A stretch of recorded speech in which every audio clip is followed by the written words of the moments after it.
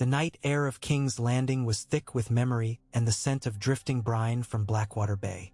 Sea mist clung to the shadowed ramparts, turning torch flames into trembling auroras that danced upon stone polished by centuries of oaths and treacheries.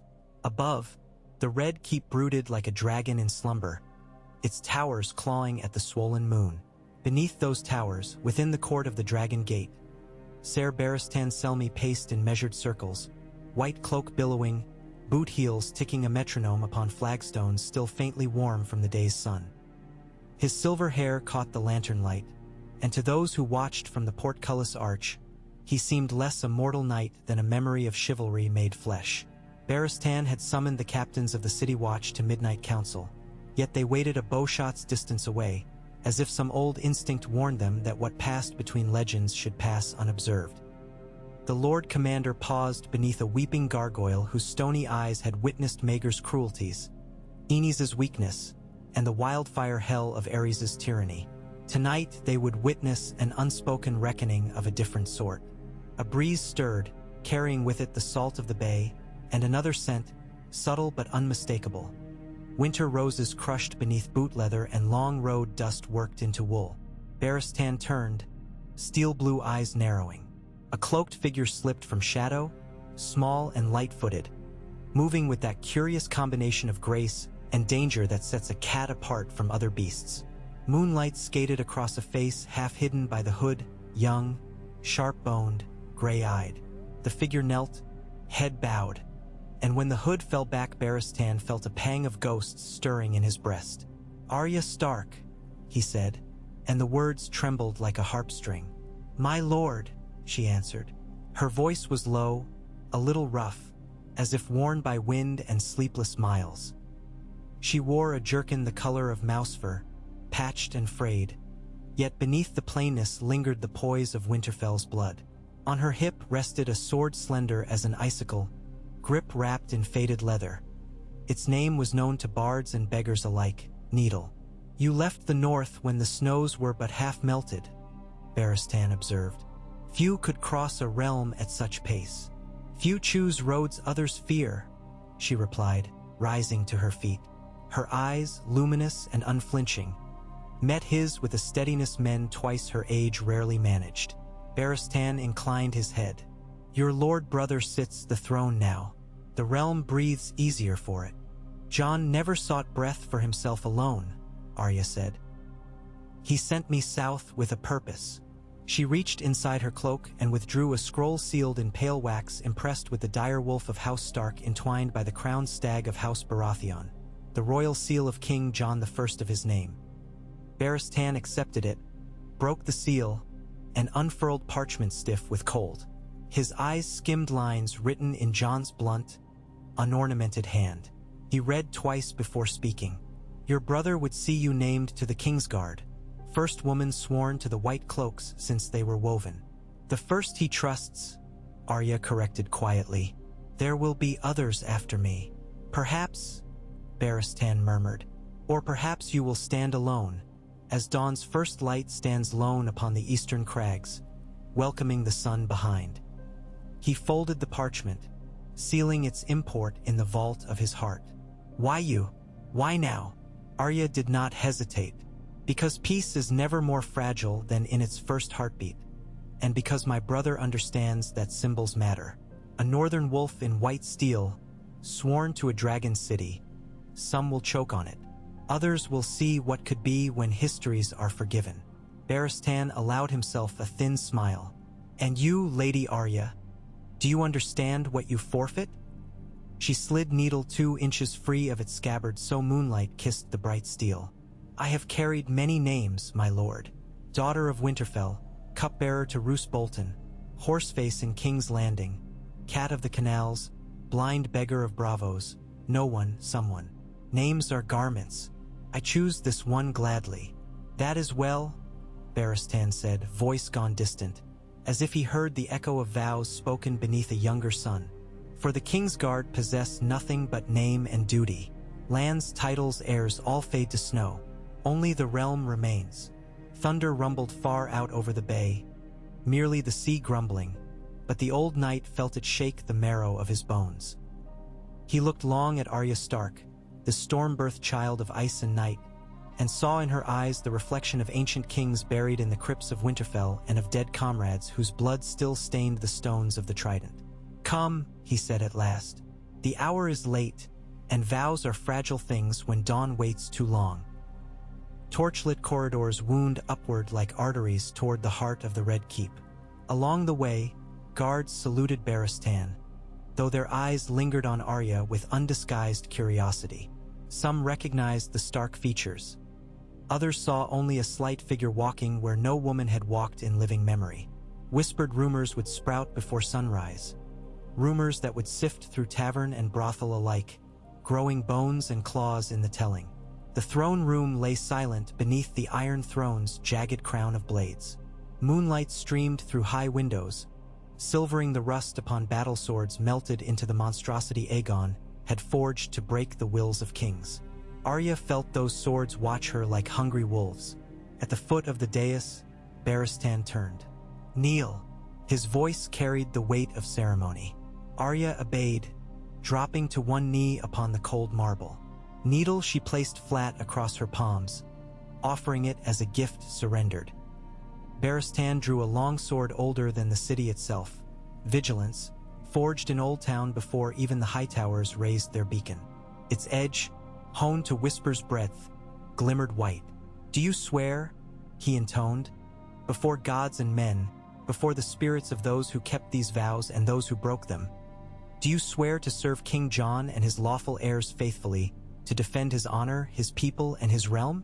To lay down your life if need be, to hold no lands, take no wife, father no child, nor ever set aside your sword until death claims you?" Arya drew breath. Visions flashed behind her eyes. Father standing tall beneath the heart tree. Mother's laughter carried on autumn wind. Jon's solemn smile as winter wolves howled at their last farewell. She felt each image settle into her bones. Not shackles, but the sure weight of purpose. "I swear it," she said, voice steady as new-forged steel. "So witnessed," Barristan said, and brought Vigilance lightly down upon each shoulder in turn. When the blade lifted from the second tap, he reversed grip and presented the hilt. "Rise, Ser Arya Stark of Winterfell, Knight of the Kingsguard." She rose. The hall felt vaster now, as if the very air recognized the turning of some hidden key. Barristan handed her needle. "Sworn brothers and sisters bear arms of their own choosing," he said. "Let this blade remind you of who you were, even as the cloak reminds you of what you are." White cloth rustled. From a coffer he withdrew a cloak sewn of silk wool that glimmered like snowfall in starlight. With grave care, he placed it about her shoulders, fastening the silver brooch in the shape of a seven-pointed star.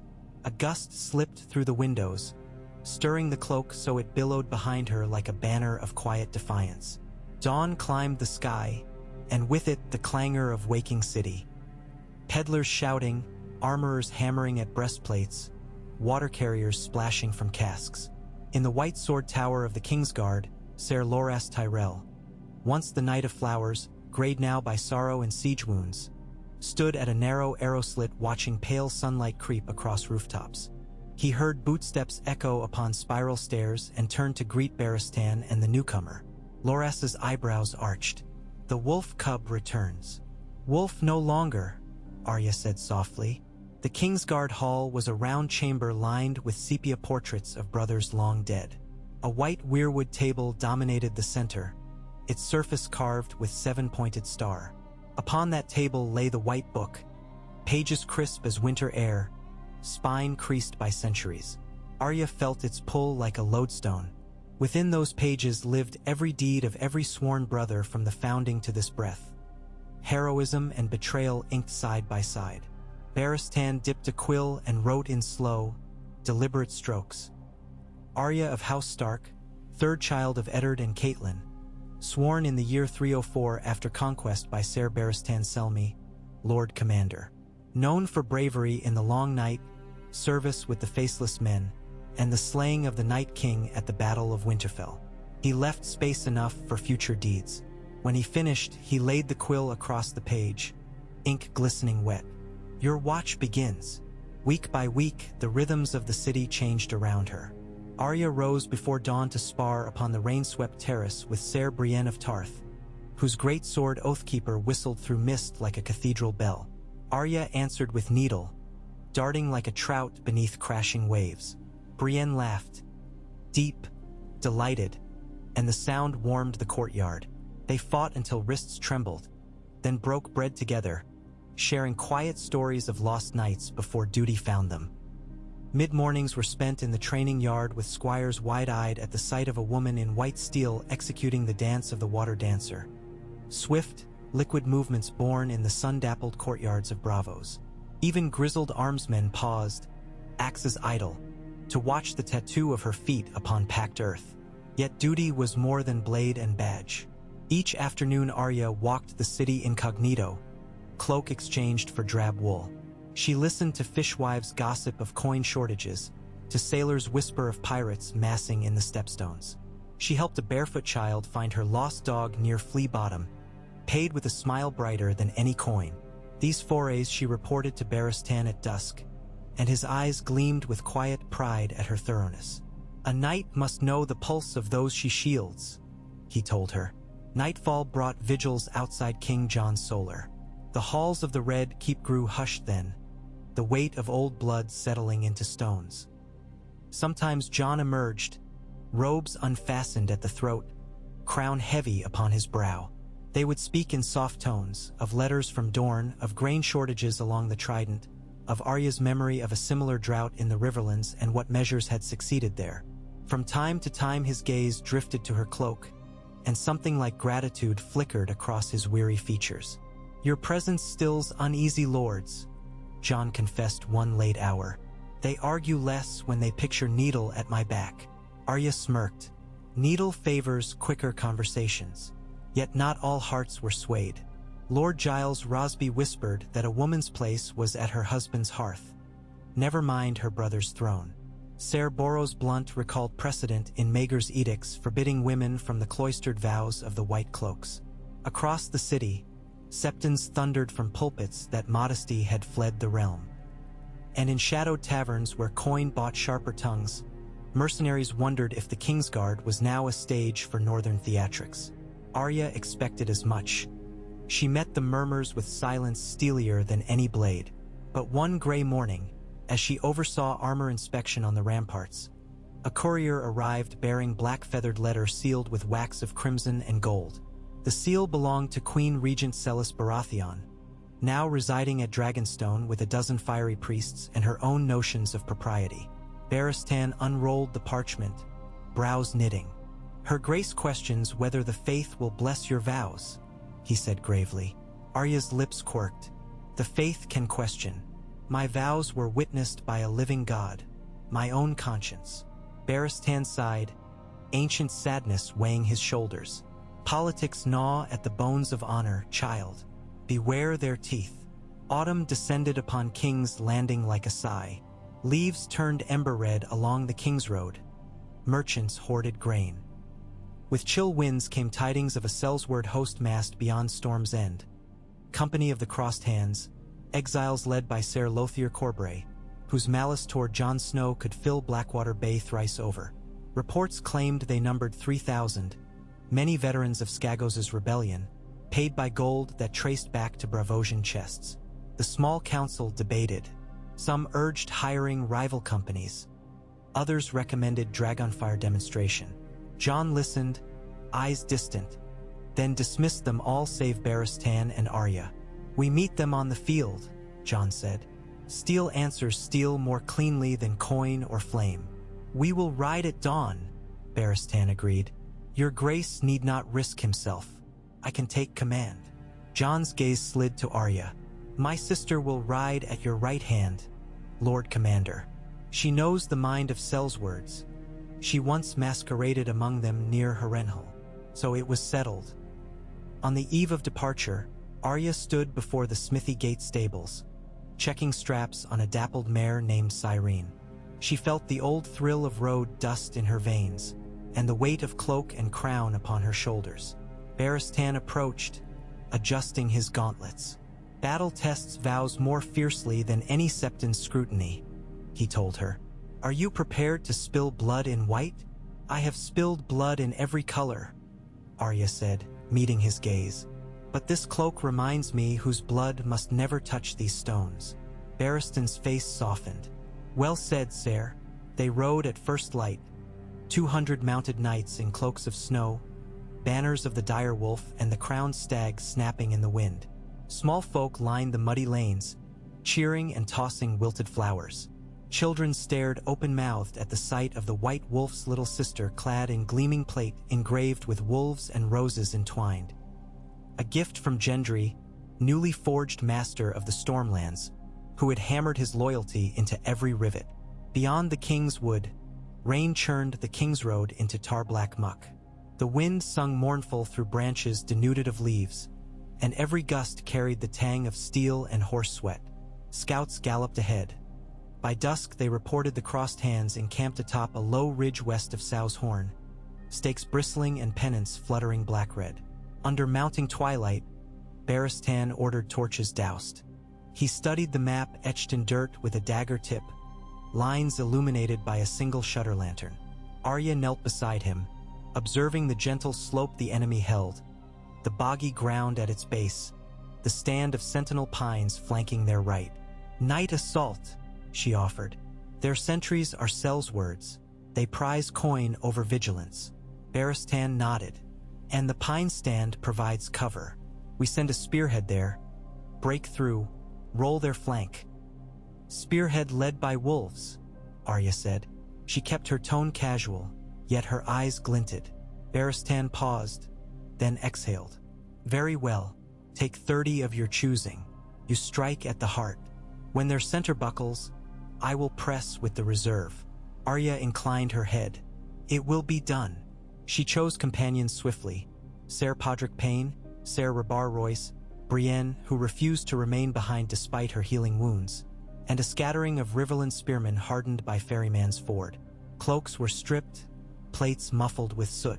They melted into the tree line, ghosts amongst the pines. Night deepened. Clouds swallowed the moon. Darkness became absolute. Arya recalled lessons from the House of Black and White. How to breathe so quietly not even a mouse would stir. How to step where no twig snaps. Ahead, the Sellsword camp flickered dull orange, laughter rising rough with wine.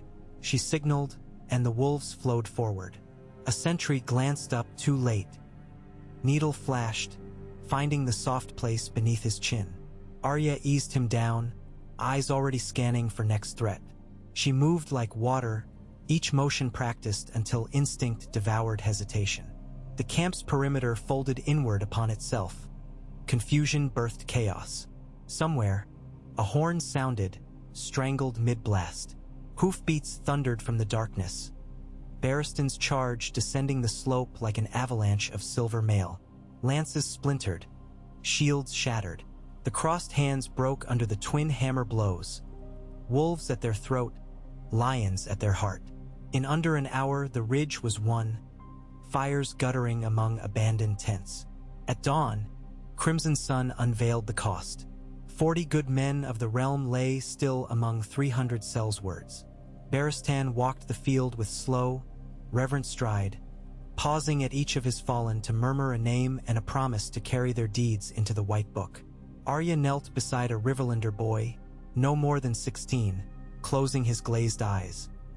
She felt the old chill settle deep, yet this time found it tempered by the cloak's gentle weight. Duty demanded sorrow, but permitted no collapse. Barristan approached. You fought well, Ser Arya. So did they, she answered, glancing across the silent ridge. I will remember every face. As will I, said the old knight. Such remembrance is what keeps us from becoming butchers. They returned to King's Landing bearing the banner of victory, but rumor outraced horseflesh. Tales spread of a wolf girl in white who darted through enemy lines as quick as dawn, whose needle-thin sword found gaps in armor unseen by mortal eyes. Bards wrote verses. Small folk wove prayers. In the taverns of Flea Bottom, some began carving crude wooden figures. Tiny women in white cloaks wielding slender blades, to sell for stags and coppers. Yet not all hearts rejoiced. High Septon Olivar, appointed in a compromise of uneasy powers, delivered a sermon before the great September of Baylor condemning women who cloaked themselves in manhood, forsaking the natural order. His words carried across the city on the tongues of devout throngs. Riots threatened among the faith militant, their scarlet sashes clenched like garrotes. John convened council. Lords argued, voices rising. Parchments slammed. Finally, he lifted a hand for silence. "Let the High Septon speak with me, privately," he ruled. "Ser Arya will stand witness." Olivar arrived garbed in cloth of gold, eyes sharp as vultures. He bowed to the king, spared Arya a dismissive glance, and spoke at length of tradition, scripture, and natural law. John listened, face inscrutable. When the Septon finished, John rose and beckoned Arya forward. "Tell His High Holiness what you witnessed at the ridge," John commanded. Arya's voice did not tremble.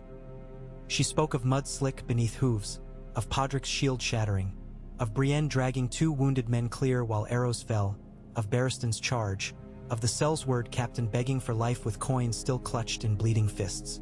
She spoke of the boy she'd laid to rest, of naming each dead to remember them. Her words were unembellished, quiet, and within that quiet lived thunder. When she fell silent, the chamber seemed to hold its breath. John turned to Olivar. "Do you say the 7 favor those who shrink from duty while condemning those who embrace it?"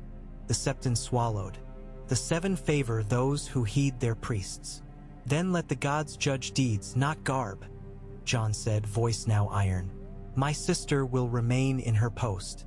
Should the faith wish to challenge the realm's protection, you may test the metal of her needle." Barristan's white cloak rustled as he stepped forward. "And mine," he added softly. The High Septon departed in strained politeness, but his eyes burned. Arya watched him go, then glanced at Barristan. "Trouble does not end," she noted.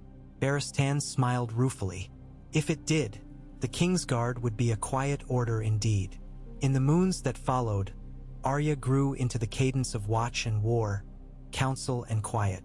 She drilled recruits, tended orphans, hunted whispers of treachery along silk-draped hallways. Her dream-filled nights often carried her back to Winterfell's Godswood, where she strode among red leaves and spoke with Father's shade. He never answered, yet she woke each dawn sharper for the conversation. One frostbitten morning, she sparred with Barristan upon the terrace, dawn fire painting frost crystals rose gold. The older knight's strokes remained precise despite age, but Arya felt the years in his shoulders. She pressed him gently, testing without cruelty. "You grow stronger," Barristan panted. "You taught me to," Arya replied. "Parry, riposte, binding of blades." Suddenly Barristan's sword slipped, clattering across flagstones. He stumbled. Arya darted forward, catching his elbow before he fell. Silence settled, pierced only by gulls screeching over the bay. Barristan gazed at his empty hand, then at Arya. In his eyes glimmered pride and resignation. "The day will come," he murmured, "when this tower requires a new Lord Commander." He met her gaze. "When it does, lead them well." Shock flickered through her chest, but she masked it. "You will lead yet, my lord. I have led for longer than dragons sleep," he said with gentle amusement. "A time approaches when a wolf must guard these gates."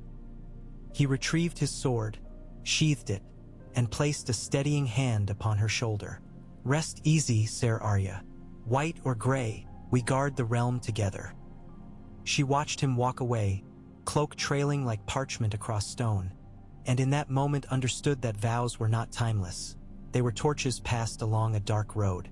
The road darkened sooner than expected. Winter's first storm swept across Blackwater Bay, thrashing ships against docks and toppling market stalls. Amid the chaos, for ships under Lysini colors stole into the harbor's far wharf, holds laden with crimson cloaks and black powder. Their captain, one Miles Toyne, a bastard descendant of the outlawed Kingsguard deserter, harbored a singular intent: to avenge his forebear's disgrace by toppling the very order that had spurned him. Toyn's men infiltrated the Red Keep through forgotten smugglers' tunnels, guided by bribed cellar rats.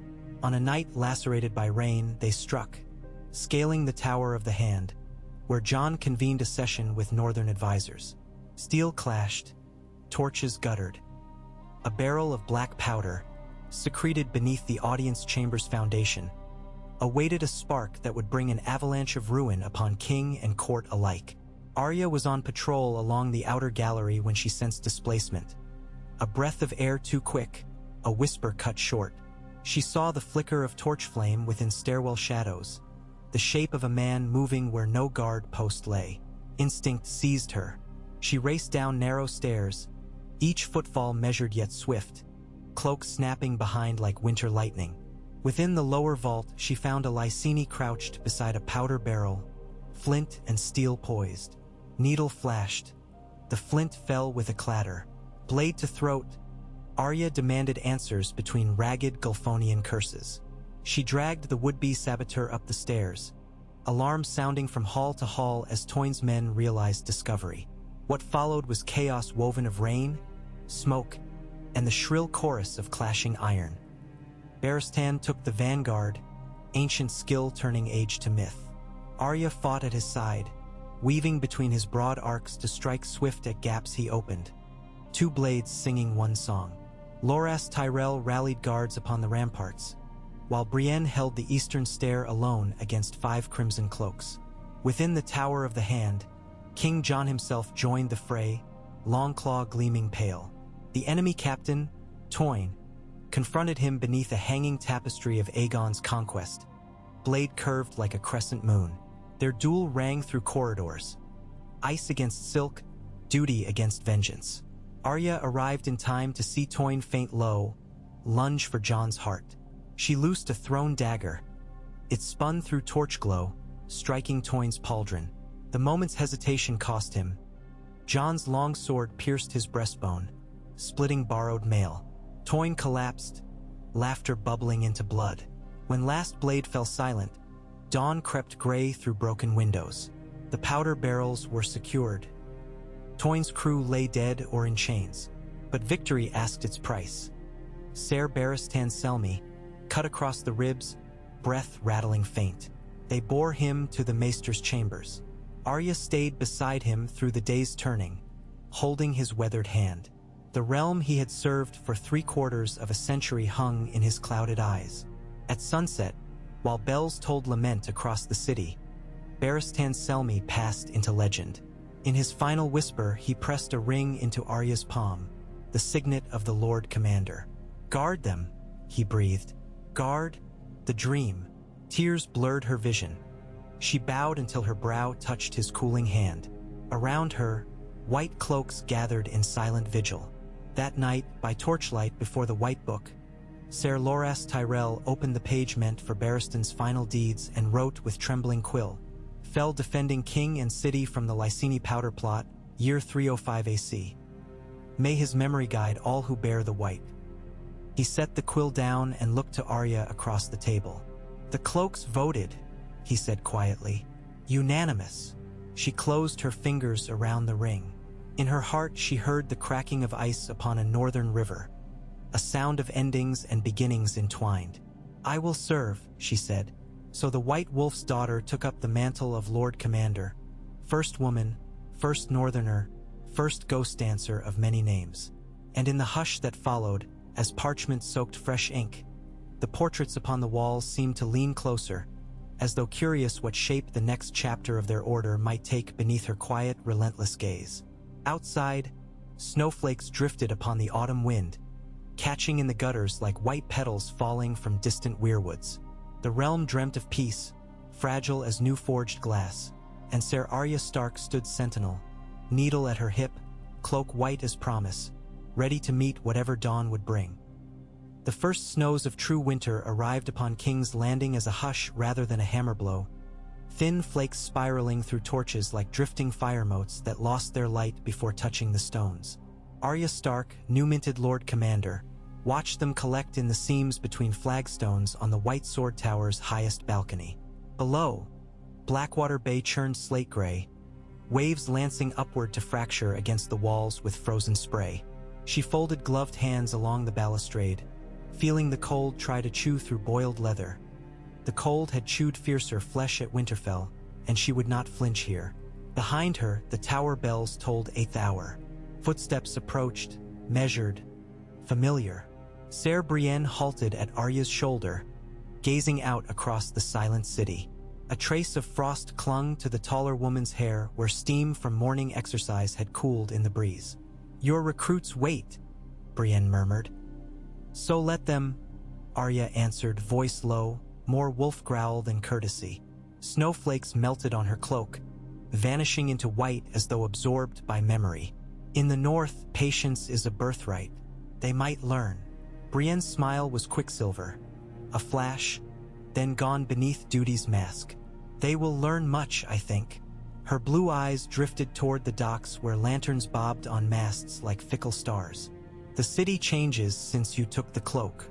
Fewer knives in Flea Bottom. More children at the soup lines managed by the crown." "Knives haven't vanished," Arya said. "They've only found deeper shadows. And children still go hungry, though perhaps they hide it better behind bowls." She straightened, the snow swirling into her hair. "Come. If recruits grow roots while we brood, the realm will have unremarkable trees instead of the saplings it needs." They descended the curving stair, boot heels clicking. The walls here bore carved names of Kingsguard buried centuries before, letters worn to whispers by wind and cloth. Barristan's name had been freshly etched, yet even the new stone seemed ancient in Arya's mind, as if time had hastened to claim him fully. The weight of his ring at her finger, a thin circlet of white gold set with 7 tiny mother-of-pearl stars, felt heavier than a gauntlet. The practice yard below the tower was a patchwork of snow and churned sand. 10 recruits formed a ragged crescent. 6 boys Southbourne, a stocky Dornish girl named Cara Sand, a shy Riverlander lad with a burn scar curling down his cheek, and 2 sisters from the Vale who refused to be separated even for drills. Each wore boiled leather over quilted gambesons, white cloaks of rough linen pinned at the throat, novitiate cloth, unbleached of the faint straw tint that marked them as aspirants, not brothers. They saluted as Arya and Brienne approached. "Blades out," Arya commanded. Steel hissed like a nest of waking adders. "Today we learned to see wind." Several recruits frowned. Arya ignored them, drawing needle. She tapped the blade against her palm, light as a conductor's baton. "When winter storms howl, banners and arrows obey the wind. On the field, you cannot call time out for new formation or quarter turn into tidy ranks. You move with the gale or you break. Each of you will close your eyes when I say, then advance until my voice stops. Listen for breath, for step, for cloak brushing air. Strike when you feel, not when you see." Murmurs rustled. One boy, Lionel Swyft, cleared his throat. "Lord Commander, what if we strike each other?" Arya's mouth curved. Better to wound a brother in training than to watch him die for want of keener senses in war. "But fear not. Ser Brienne and I will see all. Begin." They obeyed, reluctantly lowering lids, and at Arya's next word they moved. Boots shuffled, breath clouds puffed. Arya paced among them, silent as falling ash. Her own senses stretched, counting heartbeats, mapping each footfall's crunch in snow. When one recruit hesitated, she tapped his shoulder. He pivoted, blade darting on reflex, scoring merely empty air. Good, she thought. Reflex before fear. Within moments the yard devolved to soft chaos. Dull thumps of blunted training swords, startled oaths, muffled laughter when Clotilde Arryn accidentally cuffed her twin. Yet as the exercise continued, rhythm emerged, like scattered notes aligning into melody. Blows landed with less wildness. Parries found targets. Steps tracked invisible currents. Brienne called halt. Snow drifted thicker now, obscuring prints until the ground looked untouched. Arya surveyed the wind-flushed faces, blood bright in cheeks, eyes glittering with adrenaline and dawning comprehension. "Again," she said, earning groans. Then, and again until the wind knows your names. Afternoon brought counsel in the Tower of the Hand. Arya disliked these gatherings. Long hours of parchment, petty grievances masked as policy. Yet duty was a wheel with many spokes. Ignore one and the carriage rolled crooked. She entered behind Jon, cloak trailing. Within, Lord Davos, Queen Mother Catelyn, visiting from Winterfell, Maester Samwell, and Lady Olenna Tyrell sat amid sheaves of correspondence. Samwell looked up, relieved. His quill-stained fingers flicked nervous. "My lady lord," he greeted, always uncertain how courtesy fit a Kingsguard of her station. Arya offered a nod and stood behind Jon's chair, silent sentinel. Today's matter: grain shortages along the Mander, worsened by raids from resurgent bandits styling themselves Sons of the Reaping Hook. Reports suggested half were veteran soldiers turned outlaw by lords withholding pay. The small council debated tariffs, escorts, levies. Catelyn urged swift humanitarian relief. Olenna argued coin without punishment would birth more wolves. Davos proposed pardons for those surrendering, a solution that excited scorn from others. Arya remained stone until Jon paused debate. "Sister, you have ridden the Reach more recently than many here. Your counsel." She met each counselor's gaze in turn. "Bandits rise where law feels far. Send coin and they spend it on sharper blades. Send swords and they fade into hills until steel rides away." She drew a breath. "Send me, and a lance of my recruits. We ride with food, not for hire. We hunt the worst offenders, one by one, bring them to stand before judges they trust.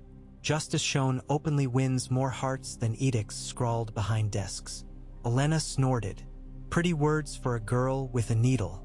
Outlaws gut idealists by the dozen in the woods. Arya's smile did not reach her eyes. "I gutted the Night King, my lady. But you're right, words alone fail. So I will carry letters of safe conduct valid 3 days. Those who refuse them will taste steel." A hush followed. Jon drummed fingers upon oak. "Done. You depart on the morrow, take Podrick, Cara, and 2 veterans. Ser Brienne returns to Tarth soon on her own duties, but she'll ride with you until Bitterbridge." He turned to Davos. "Draft the subpoenas." To Samwell, "Ensure the granaries release enough stores for immediate relief." Arguments sparked anew over logistics, but Arya's place in the plan stood solid. A stone dropped in Riverflow. Within an hour, council adjourned. Outside the chamber, Catelyn caught Arya's arm. Gray streaks threaded the Lady of Winterfell's auburn hair, yet her voice held firm authority. "Must you ride every task alone?" she asked. Arya softened, sensing motherly worry beneath sternness. "I'm not alone, Mother. I ride with ghosts and wolves aplenty." She squeezed Catelyn's hand. "The road calls less loudly each passing year, but still I hear it. I go so the crown need not send an army. So small folk trust the cloak over the blade." Catelyn studied her daughter's face, perhaps seeking the girl who once chased cats through castle corridors. She sighed, then kissed Arya's brow. "Then ride swift. Return swifter." They left at dawn under skies the color of bruised peaches, stormlight pressing from the east. Brienne rode at Arya's flank, their recruits behind in twos. Snow melted into mud along the river road, spray spattering greaves. Conversation was sparse.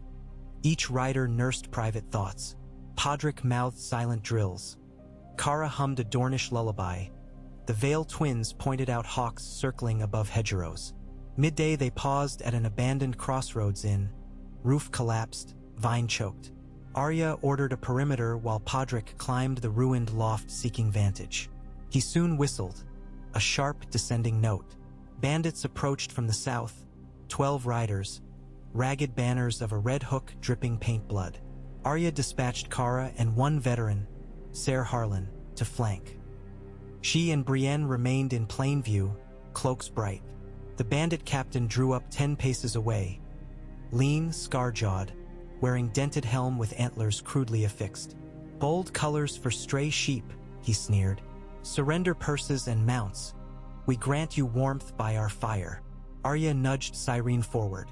"Warmth you'll find enough in hell, if not the fire you seek." She tossed a wax-sealed letter. It offers 3 days grace for surrender. Take it, live to see spring. He spat. Papers kindling. I take iron's word. His hand went to sword. Needle flashed. In the same breath Brienne's oathkeeper rose. Yet before steel clashed, a whistling thunk split the air. Kara's crossbow bolt buried in the captain's helm, pinning antler to skull. He toppled. Confusion rippled through his men. Half bolted, half froze. Arya spurred Cyrene in a tight arc, blade flickering to draw lines of red across stunned foes. Within heartbeats, resistance melted. The living fled across frozen ditches, dropping weapons. Brienne dismounted beside the corpse. Grace lasted scant moments. Long enough for choice, Arya said. She knelt, closing dead eyes. Ride on. By dusk they reached Bitterbridge's outskirts. Granaries stout beneath early snow-pitch roofs. Villagers emerged from watchposts, wary until they spied the white cloaks. Arya parleyed at the square's stone well, distributing sealed chits for grain release. She listened to grievances. Oxen stolen, children pressed into bandit ranks for bread, lords' taxmen ignoring pleas. For each sorrow she promised remedy, though she felt like a leaky bucket under storm spout. That night in the castle's guest quarters Brienne sharpened Oathkeeper beside the hearth while Arya penned names of villages needing escort. Flames painted Brienne's face gold. The sword sang against whetstone slow and steady. When last I guarded Renly, Brienne murmured. Campfires rang with laughter. Nights boasted hours before dawn. Yet the blade that slew him slid past jest and guard alike. She paused her sharpening. I swore never again to grow complacent. Arya tapped quill in ink. Complacency slinks behind smiles. She blew the parchment dry. To be vigilant is to refuse comfort even when peace offers sweet bed. Brienne eyed the script. You write their voices? The white book leaves no room for small folk. Arya folded the parchment, slid it into a leather folio. So I keep another ledger. Names of those I swear to protect, even if the realm forgets them. Brienne's expression softened. You carry more weight than your years. Arya met her gaze. And less than my ghosts. She leaned back, stretching aching shoulders. Will Tarth keep you long? I must settle a border dispute with Estermont. Brienne grimaced. Island politics, fish rights, goat cliffs, petty feuds older than Dragon Dunes. A fortnight, perchance. Arya nodded. The tower will feel emptier. But she offered a thin smile. Better emptier than entombed. Return alive, Sire. They clasped forearms, warriors farewell. Over the next 8 days Arya's party rode circuit through Reach villages, delivering grain and judgment both. Some settlements welcomed them with tears, others with arrows. At Roseford they found 6 outlaws who surrendered under safe conduct. Arya bound them, escorting to local magistrate for trial. At Stony September, ambushers had strung a noble's taxman by his heels. People cheered. Arya cut him down, then arrested him too for extortion proved by farmer testimony. Word spread north and south. The White Wolf sister rode with parchment and needle alike. Bandit bands fractured, some fleeing east toward Crackclaw Moor where marsh might swallow pursuit. Yet the sons of the Reaping Hook still prowled near Ciderhall orchards, numbers swollen. On the 12th morning, frost thick upon saddles, Kara returned from scouting with report. 40 bandits camped in ruin sept 3 leagues ahead, hostages from nearby hamlets caged within nave. Arya rallied her company, now 15, bolstered by 4 Roseford bowmen and a hedge knight they'd freed from ransom. 2 paths, she addressed them, voice crisp. A direct charge through Apps, swift but bloody, or infiltration at first light, free hostages before blades cross. Podrick shifted uncomfortably. Dawn infiltration gives sun at our backs, but hostages may die if we are discovered. Kara fingered her crossbow. Direct strike. They use prisoners as shields. Ser Harlan, grizzled veteran of 2 rebellions, stepped forward. If we scale Choir Loft from Riverbank at night, we may release cages unseen. Arya considered terrain, sun's arc, nerves of recruits. Tonight we ghost the river, she decided. Roseford archers harry gate at false dawn, draw guards outward. We slip behind. Preparations unfolded in disciplined silence. At dusk they tethered mounts, smeared cloaks with river silt for camouflage, and waded waist-deep in black water that leached warmth like a leech.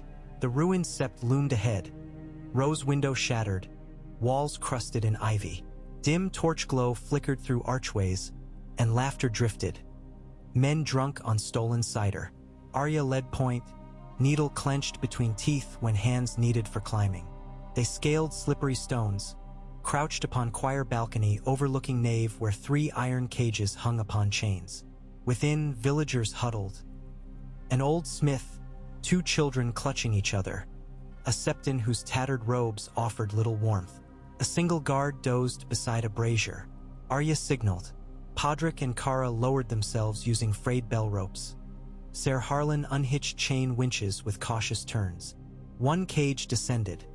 Children inside whimpered but stayed silent at Arya's hushed gesture. Below, door hinges groaned. Bandits stumbling in to check noise. Kara's bolt hushed him, but a bottle shattered. Curses erupted. The camp stirred. Outside, Roseford archers unleashed arrows. Shouts split night. Dozens of cloaked figures spilled through transept to muster at gate. Arya's team swung down, blades swift. The old smith freed, hoisted a hammer cunningly hidden in hay. Together they herded captives toward river exit. Yet not all bandits chased the faint. The captain of sons, broad man with bronze sickle, emerged from vestry, torch in one hand, prisoner in the other. A village girl of 12, blade pressed to throat. He bellowed, "Cast down arms or child dies." Tension snapped like overstretched string. Arya felt time slow. Torch flare painted lines of sweat on captain's brow. She weighed distance, 12 paces, needles reached too short. Kara's crossbow empty, Podrick halfway across nave. An old lesson whispered from memory. A girl is no one, swift as silence. Arya breathed once, then leapt from choir rail. She fell like winter hail twisting midair. Needle flashed. Captain's eyes widened. She landed in crouch. The blade's point kissed his wrist. He jerked, gash opening. Torch tumbled to straw. Flames licked. The hostage broke free, fleeing. Captain swung sickle. Arya swayed sideways, slash singing past ear. She lunged, steel finding belly seam 1 thrust, sliding through boiled leather. He sagged. Straw ignited fully. Smoke coiled like angry spirits. Podrick shouted, herded villagers. Ser Harlan toppled an altar table into the blaze, smothering path. Ceiling groaned. They rushed out through west door moments before roof collapsed, fire shooting skyward to paint clouds with lurid glow. On the riverbank, the rescued gathered, trembling yet alive. Arya counted heads thrice. 2 missing, 1 bandit arrow had found a bowman. Another captive had succumbed to earlier wounds. Still, most lived. Dawn broke pale and hollow. Arya knelt, washing blood from needle in river. Her reflection wavered. White cloak streaked soot, eyes ringed by sleeplessness. Brienne's farewell echoed, "More weight than your years." She plunged face into icy water, surfaced gasping. Renewed, they escorted villagers home. In each hamlet bonfires blazed not of fear but of celebration. Bandit banners burned to ash. Small folk pressed gifts into Arya's hands. Fresh-baked oat cakes, woven bracelets, a single red apple. She accepted with grace, though part of her longed to vanish into quiet void where gratitude could not cling like burrs. Upon return to King's Landing 14 days later, Arya found turmoil swirling like ravens startled from roost. High Septon Olivar had issued edict declaring any woman donning white cloak excommunicate until she undertook penance barefoot to Old Town's Starry September, a pilgrimage designed to shame. Faith militant patrols now marched streets, 7-pointed stars emblazoned on shields, halting women found bearing swords. Arya dismounted in the courtyard, mud-spattered and weary. Jon awaited beside the throne room doors, gray eyes stormy. "Your mission saved the Reach," he said without preamble. "But the city teeters on doctrinal knives." He gestured. a septon's parchment unfurled in his hand. Olivar demands your cloak cast off or sanctity is forfeit. She peeled gloves, knuckles scraped raw. Sanctity lies not in cloaks but in deeds. I will not yield. Nor will I, John said.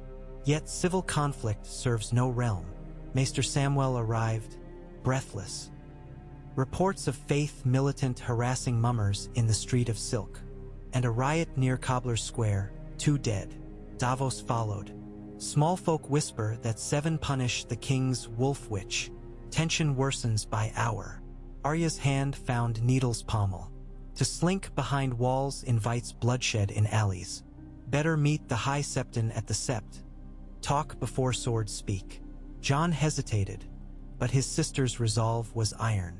Take a contingent, he conceded. I ride as well. The crown stands with the cloak. No, Arya said sharply. 1 arrow ends more than me if you stand there. Let me speak alone. Rumors of king's intimidation feed martyr tales. John bristled, then saw sense. He clasped her forearm. Return whole. She marshaled a small escort, Podrick, Kara, 2 veterans. They rode through throngs whose faces blended awe and uncertainty. At the great September of Baelor, white marble steps lay dusted with petals thrown by faithful.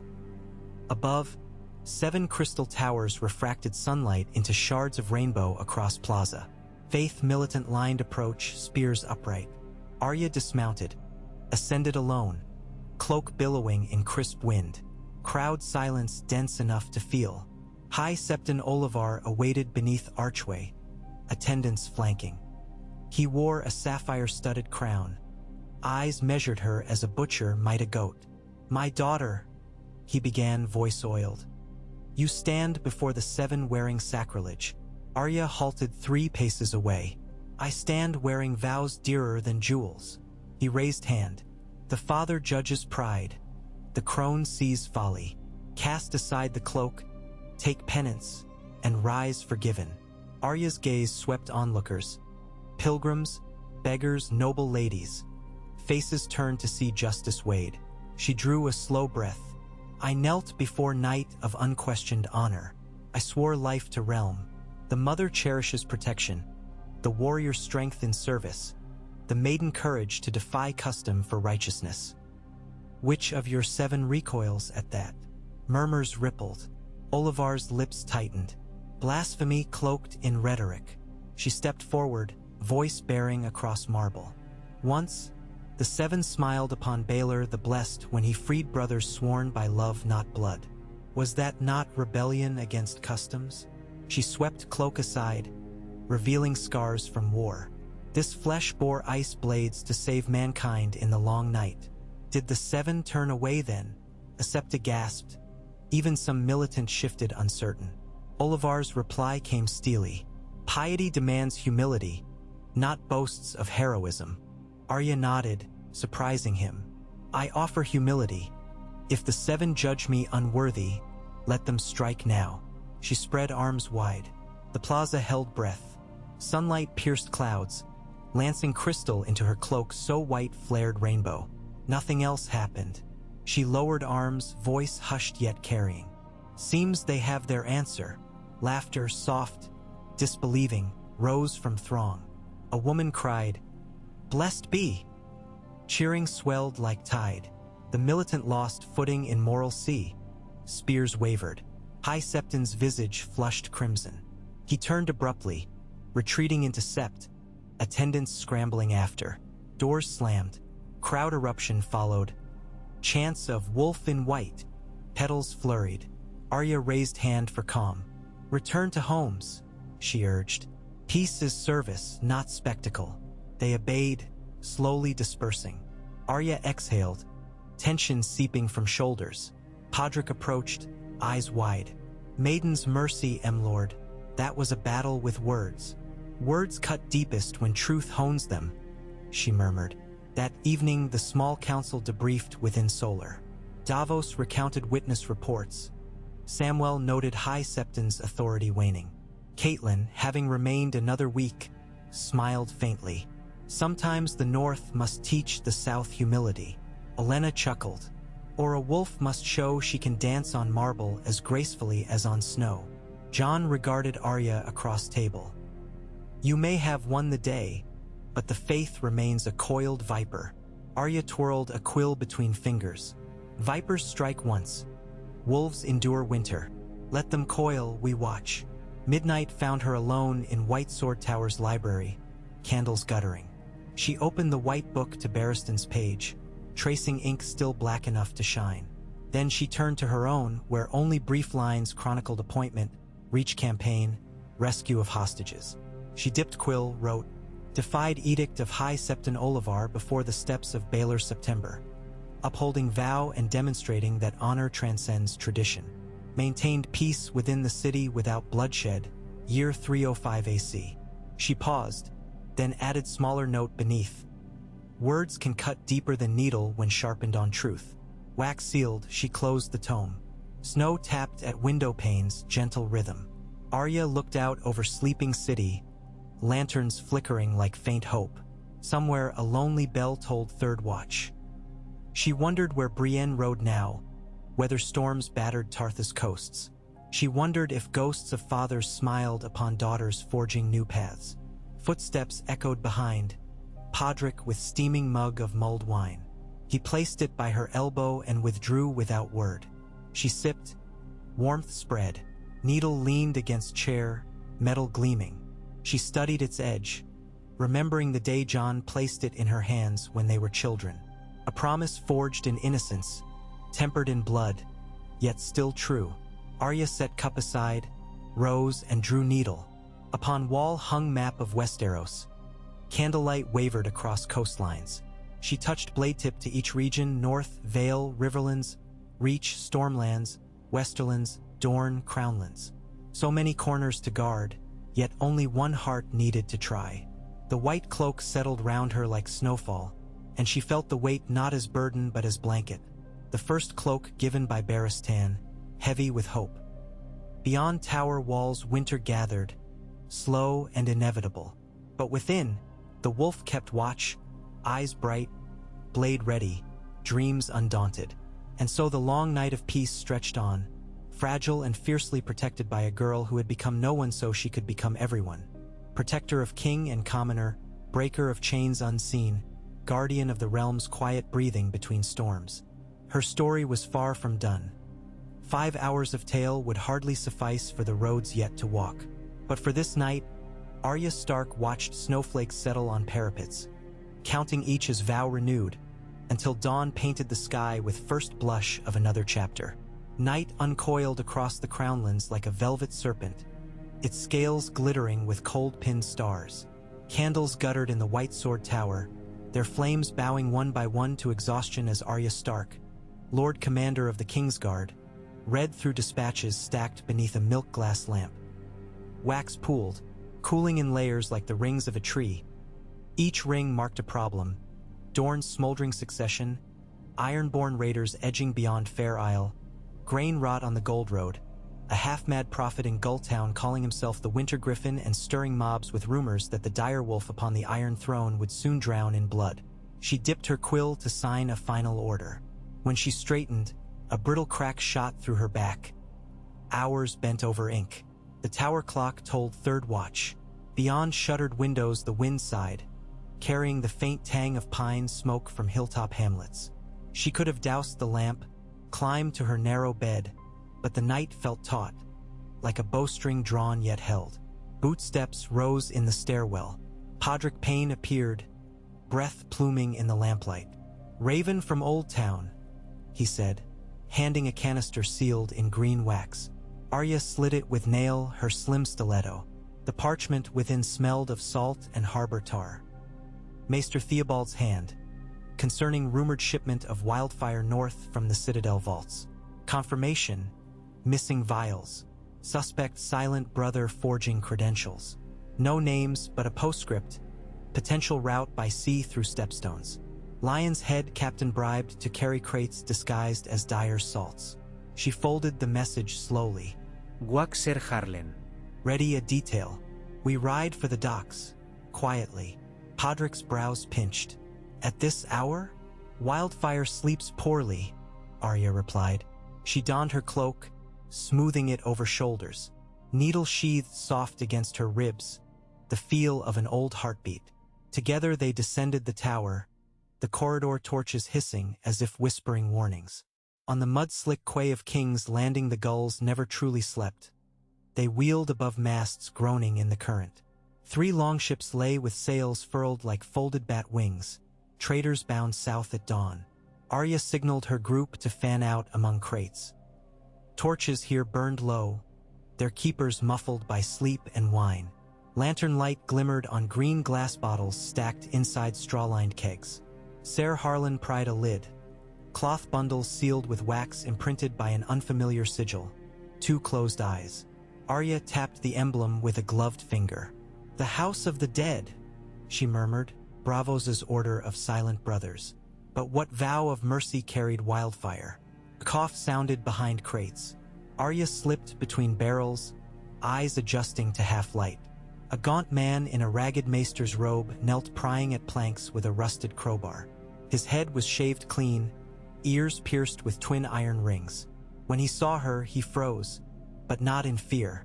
There was recognition in his pale gaze, as if he had studied descriptions. "Arya Stark," he rasped, voice like parchment. "Faceless once, chosen twice. Will you stop the wheel or ride it?" She advanced. "I left the house with no debts owing. You're far from Bravos."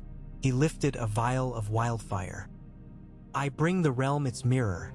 Let them gaze and see what burns beneath masks." Arya's hand closed on needle. "Set that down." He smiled sadly. "The many-faced god offers gifts.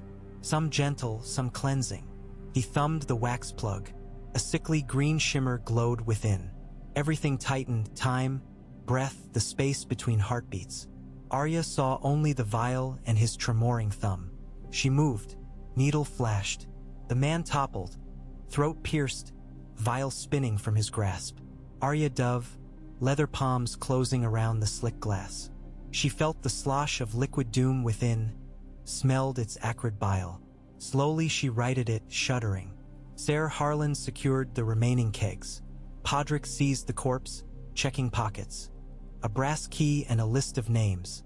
Hammerhorn, True Song, Maiden of Bravos. Arya scanned it.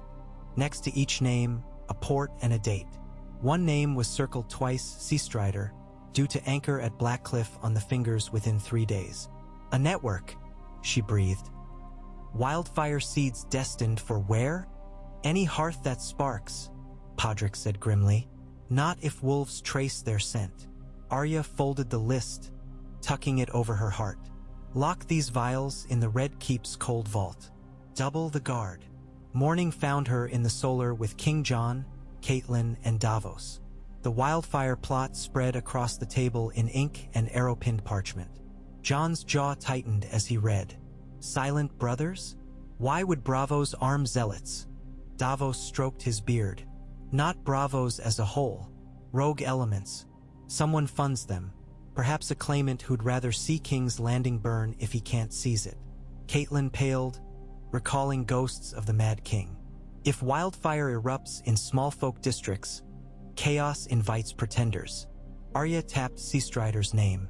"We intercept at Blackcliff, but the fingers are labyrinthine, shoals, fog, smugglers. We'll need a swift cutter and knowledge of hidden channels." John met her gaze. "Take Ghost Wind." She outran Euron's longships once. "And crew?" Arya asked. Davos grinned. "My men yearn for sea breezes. I'll captain." Within hours Ghost Wind, sleek as an arrowhead, cut from Blackwater rush with black sails lowered to half-mast. Arya stood at prow beside Davos, wind tangling her braid. Kara Sand took archers to the ratlins. Podrick oversaw ballast. Waves slapped hull in cold rhythm. On the second night fog rolled thick, lanterns smothered by damp cotton air. A bell tolled from unseen lighthouse, Blackcliff's lonely tower. Davos ordered sails trimmed. The cutter glided into sheltered cove. They anchored behind a shattered sea stack, watching. Seastrider appeared at dawn. Trim cog bearing Bravosi colors, hull stained with red pitch. Ghost Wind shadowed her through shoals. Davos's crew rode silent beneath the enemy's quarter, grappling hooks catching rail. Arya vaulted first, needle singing. Deckhands scrambled, some with knives, most too stunned. Within hold they found crates bearing the closed eyes seal. Fire globes packed tight, each the size of a melon. But not wildfire alone. Beneath tarcloth lay crossbows fitted with black iron bolts fletched crimson. Each bolt's head hollow, sealed with wax. Arya cracked one. Powder of ground obsidian and oily resin. Dragon glass laced with wildfire, igniting on impact. A weapon to pierce chain and explode. Assassin's quarrels, Davos muttered. A shout above. Sea Strider's captain emerged armed with curved scimitar. Podrick intercepted, blade ringing. Arya advanced, but the captain threw a pouch. Green powder burst, stinging eyes. When vision cleared, he had leapt over rail, diving into mist. They searched deck, no sign. Davos scowled. Fog hides many sins. He ordered crates transferred to Ghost Wind, then spiked Sea Strider's powder stores, scuttling. The cogs sank slowly, hissing beneath blanket seas. Crew weighed anchor. Arya scanned cliffs, narrow goat paths snaking upward. A lone figure in dark robe watched from ledge, then vanished into stone arch. Needle twitched. The hunt felt unfinished. Returning to King's Landing, they found streets buzzing. High Septon Olivar had died. Collapsed during midnight prayer, mouth blackened by unknown poison.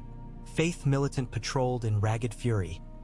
Whispers blamed the crown, the wolf woman, even demons. But Septons within Baelor's Great September claimed Olivar's tongue bore blood blisters, sign of Shadow's kiss. A poison brewed in Ass High. Jon's council convened in tense haste. Maester Sam produced residue scraped from Olivar's chalice. Oily, scentless. Arya recognized faint trace of the same resin found within the hollow bolts. The rogue brotherhood's hand again. If they cannot burn the city, they will ignite faith against us, Davos said. Caitlin rubbed temples. We face enemies hidden behind masks we do not see. Arya thought of the closed eyes seal. Faceless and faceless again. We strike at root, not branches. The House of the Dead may disclaim involvement, but some rogues sell axe from Bravos. I will sail east, confront them on their own stone. No, Jon said. Bravos is foreign soil. A Lord Commander abroad sparks rumors of royal weakness. Arya lifted chin. Rumors already swarm. The longer we chase smoke, the more it thickens. She drew the list of ship names. Next cargo sails in 2 weeks from Bravos. Intercepted or not. Someone orchestrates. Cut the string. For long breaths the council weighed silence. Then Caitlin spoke. She speaks as Ned did. End threat before it seeds fields of graves. Let her go. Jon's eyes glinted with fierce brotherly fear. Then he nodded once. But take an envoy's seal. And Brienne. She returned from Tarth yesterday. She will accompany. Ghost Wind set course within days, bearing Arya, Brienne, Davos, Kara, and a dozen trusted guards.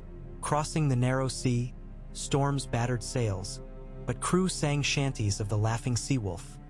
Arya's legend growing faster than mildew on rope. She kept to prow, mind on target. Bravos rose from mist. Titans arching legs, canals veined with barges. Rooftops tiled red and umber. They moored at the purple harbor under diplomatic writ. A guildsman escorted them to the Sea Lord's palace, where marble statues wept salt spray. The Sea Lord, a thin man named Morosh the Younger, received them in pearl-inlaid hall. Arya presented the wildfire crate seal. Morosh frowned. The House of the Dead is under my sufferance. They bury the nameless, tend plague islands. They do not export doom. Yet the evidence stinks of Bravos, Davos said. Morosh summoned an aged archivist who bowed stiffly. The man unfurled ledgers mapping imports.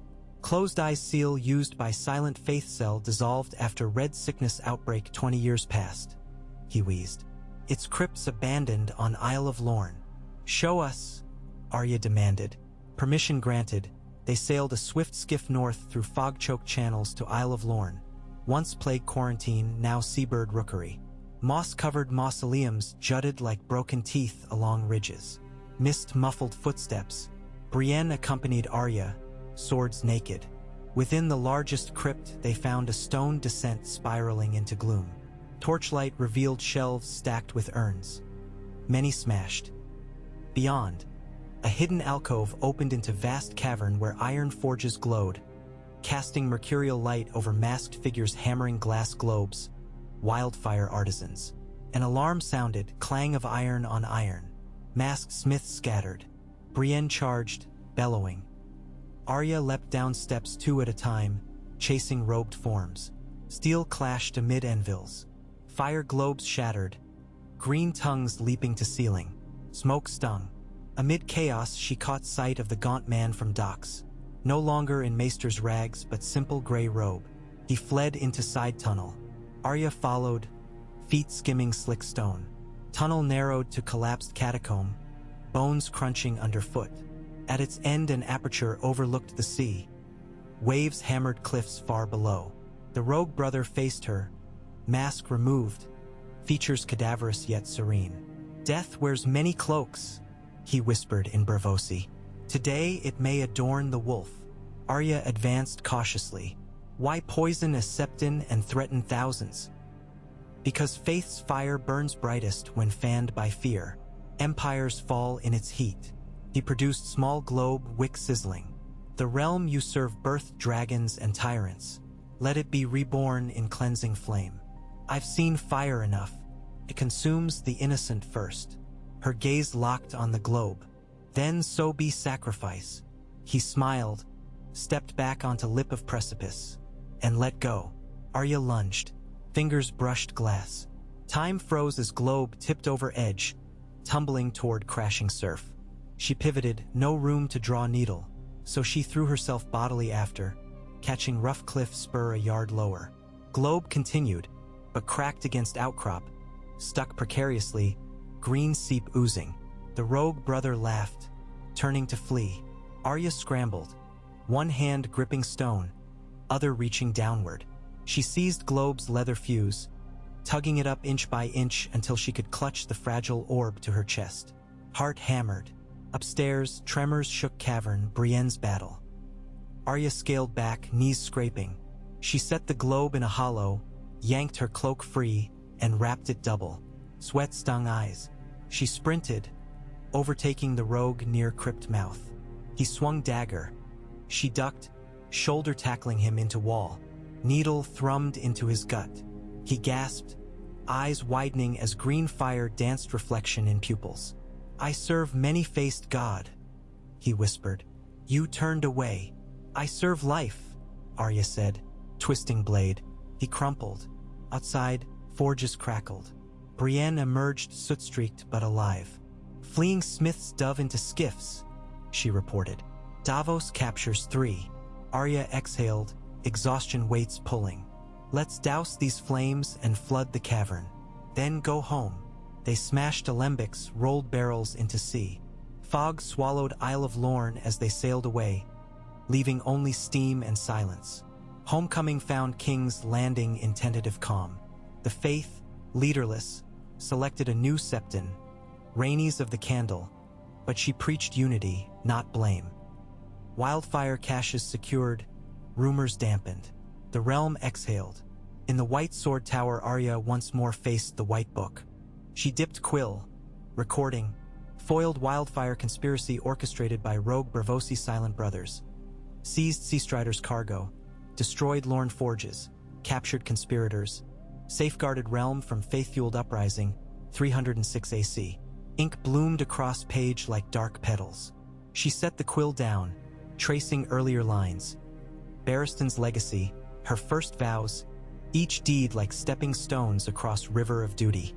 A knock. Brienne entered with small chest. "From the children of Ciderhall," she said. Inside lay carved figurines. Women in white cloaks, each holding tiny direwolf. Brienne's smile was gentle.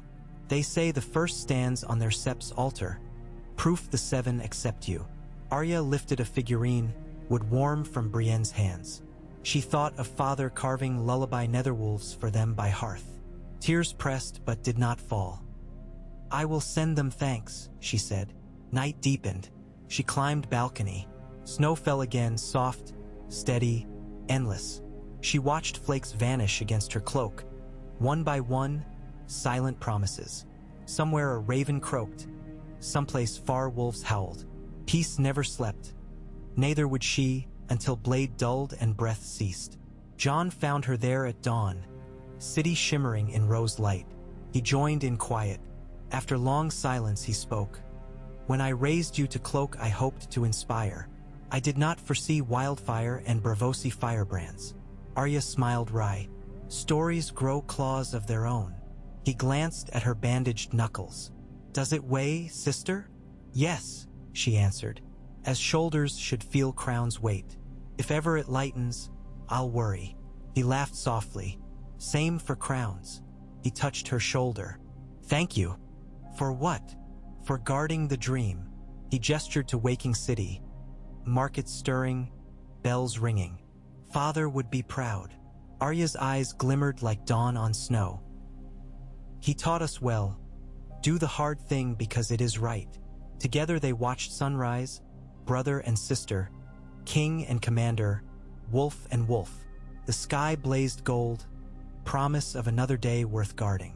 Below, apprentices clattered wooden swords, practicing blind strikes in swirling flakes, learning to feel the wind. From balcony height they looked small, but their shouts carried courage. Arya breathed deep, tasting snow and sea and fresh-baked bread, and felt hope kindle, fragile flame yet bright. She turned from the balustrade, white cloak flaring behind like the wing of a great snowy owl. There were more dispatches to read, more threats to scout, more recruits to mold. The tale must last 5 hours, perhaps a lifetime, but she would walk each minute with eyes open, blade ready, heart steady. And the realm, for this dawn at least, was safe beneath the watching wolf in white.